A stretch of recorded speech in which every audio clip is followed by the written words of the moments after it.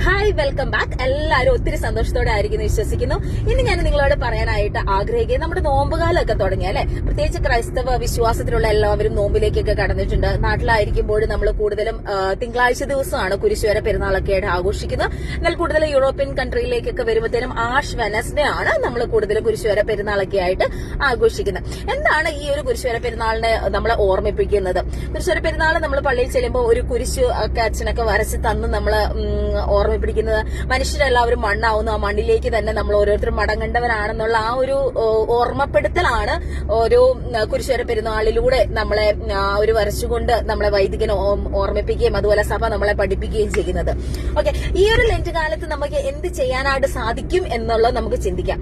Lent എന്ന് പറയുന്നത് അല്ലെങ്കിൽ ഈ നോമ്പുകാലം എന്ന് പറയുന്നത് ഒരിക്കലും സങ്കടപ്പെട്ടുകൊണ്ടിരിക്കേണ്ട ഒരു കാലമോ അല്ലെങ്കിൽ ഒത്തിരി സങ്കടത്തിൽ ഇരിക്കേണ്ടതല്ല. അതൊരു കൂടുതൽ നമ്മളെ ഒരു വിശുദ്ധിയിലേക്ക് അല്ലെങ്കിൽ ഒരു ജോയ്ഫുൾ ജേർണിയിലേക്ക് എത്തിക്കുവാൻ വേണ്ടിയുള്ള ഒരു ദിവസങ്ങളാണ്. അതിനോടുള്ള ഒരു പ്രിപ്പറേഷൻ ആണ്.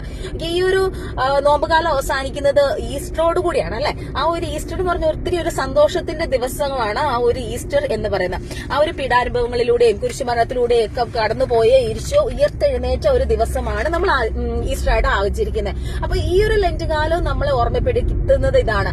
ഞാൻ ഈ കഴിഞ്ഞ വീഡിയോകളിലൊക്കെ പറഞ്ഞ പോലെ നമ്മുടെ ജീവിതം പലപ്പോഴും ദുർഘടാവസ്ഥകളിലൂടെയും സങ്കടങ്ങളിലൂടെയൊക്കെ കടന്നു പോകുമെങ്കിലും അവസാനം ഒരു ഈസ്റ്റർ ഉണ്ട് അല്ലെങ്കിൽ ഒരു ഉയർപ്പ് ഉണ്ട് എന്നുള്ള കാര്യമാണ്.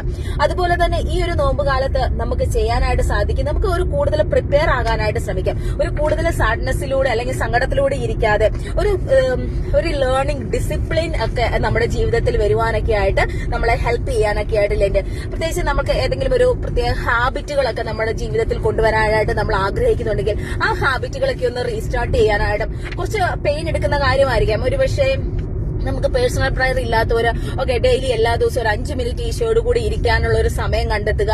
അങ്ങനെ ഒരു ഡിസിപ്ലിൻ കുറച്ച് നമ്മളെ ദിവസങ്ങളോളം ആ ഒരു പ്രാക്ടീസ് കണ്ടിന്യൂ ചെയ്യുമ്പോൾ അത് നമ്മുടെ ജീവിതത്തിൽ ഒരു ഡിസിപ്ലിൻ കൊണ്ടുപോകും. അല്ലെങ്കിൽ ഒരു ബൈബിൾ വായിക്കാൻ ഡെയിലി ബൈബിൾ വായിക്കാത്ത ഒരു വ്യക്തിയാണ് നിങ്ങളെങ്കിൽ ആ ഒരു ബൈബിൾ വായനയിലേക്ക് റീസ്റ്റാർട്ട് ചെയ്യാം. അല്ലെങ്കിൽ അങ്ങനെ എന്തെങ്കിലുമൊക്കെ ഒരു സ്പിരിച്വൽ ജേർണിയിലേക്ക് നമ്മളെ കൊണ്ടു നയിക്കാനായിട്ട് പ്രത്യേകിച്ച് ഈ ഒരു നോമ്പുകാലം നിങ്ങളെ സഹായിക്കട്ടെ.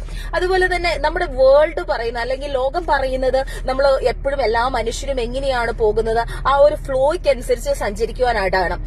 എന്നാൽ ഈ ഒരു ലെന്റ് കാലം നമ്മളെ ഓർമ്മപ്പെടുന്നത് കൂടുതൽ വിശുദ്ധിയിൽ കൂടുതലായിട്ട് ജീവിക്കാനും ആ ഫ്ലോയ്ക്കകത്ത് പോകാതെ നമ്മൾ കൂടുതൽ ഹോപ്പിലേക്കും അല്ലെങ്കിൽ ഒരു ചേഞ്ച് ആയിട്ട് ജീവിക്കുവാൻ വേണ്ടി. നമ്മുടെ world always says that do what feels good and follow the crowd and chase popularity എന്നുള്ളതാണ്. എന്താണ് നിനക്ക് ഇഷ്ടപ്പെടുന്നത് അത് കൂടുതലായിട്ട് ചെയ്യുക. അതുപോലെ തന്നെ ക്രൗഡ്, അതായത് ജനങ്ങളൊക്കെ എല്ലാവരും എന്താണ് ആരെങ്കിലും ഒക്കെ പറയുന്നുണ്ടെങ്കിൽ എന്തെങ്കിലുമൊക്കെ ചെയ്യുന്നുണ്ടെങ്കിൽ ആ ക്രൗഡിനൊത്ത് മൂവ് ചെയ്യുക.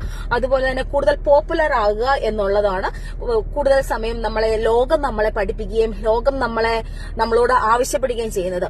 എന്നാൽ ഇന്ന് നമ്മൾ ഈ ഒരു ലെന്റ് കാലത്തിലൂടെ പോകുമ്പോൾ ദൈവം നമ്മളോട് പറയുന്നത് നമ്മൾ കൂടുതൽ ബി ഡിസിപ്ലിൻ ആയിട്ട് ഇരിക്കാനായിട്ട്, നമ്മൾ ചെയ്യുന്ന കാര്യങ്ങൾ എന്ത് കാര്യങ്ങളായാലും ഒരു ഡിസിപ്ലിനോടുകൂടി ചെയ്യാനുള്ള ഒരു ആഹ്വാനവും അതുപോലെ തന്നെ മറ്റുള്ളവരിൽ നിന്ന് ക്രൗഡിനൊത്ത് പോകാതെ ക്രൗഡിന് കൂടുതൽ തെറ്റാണെന്ന് തോന്നിയിട്ടുണ്ടെങ്കിൽ അവിടുന്ന് ഒരു യെസ് നോ പറയാനൊക്കെ ആയിട്ട് ശ്രമിക്കുക. ഡിഫറെന്റ് ആവുക, ബി ഡിഫറെന്റ്. അതുപോലെ തന്നെ ബി ഹോളി. സോ ഈ ഒരു കാര്യങ്ങളാണ് ലെന്റ് കാലത്ത് നമ്മളെ ഓർമ്മപ്പെടുന്നത്. അപ്പം എല്ലാവർക്കും നല്ലൊരു ഒരു നോമ്പുകാലം ആശംസിക്കുന്നു. അതിനോടൊപ്പം തന്നെ ആ ഈസ്റ്ററിന്റെ ഒരു പ്രിപ്പയർനെസ്, ഒരു ജോയ്ഫുൾ അവസ്ഥയിലേക്ക് എല്ലാവർക്കും എത്തിപ്പെടുവാനായിട്ട് സന്തോഷമായിട്ടുള്ള ഒരു ഒരുക്കമാവട്ടെ. അപ്പം താങ്ക് യു. വേറൊരു വീഡിയോ ആയിട്ട് കാണുന്നതിന് bye. Thank you. God bless you all.